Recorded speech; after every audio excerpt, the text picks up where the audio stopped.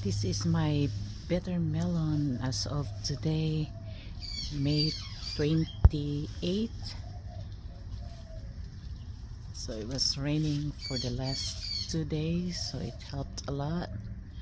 It grows so fast. Ang dami ng bunga.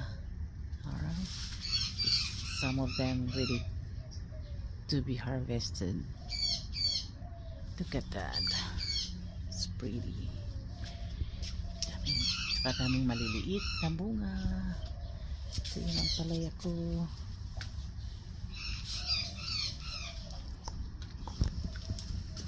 This one is so big. Look at this. Laki. Laki. Tsaka dito. Tsaka laki. Mga malalaki.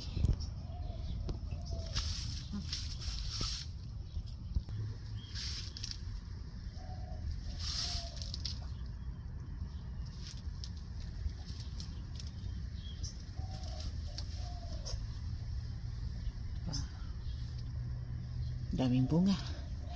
Thank you Lord, ang daming bunga this time.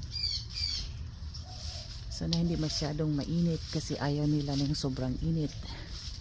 Pag sobrang init, namamatay.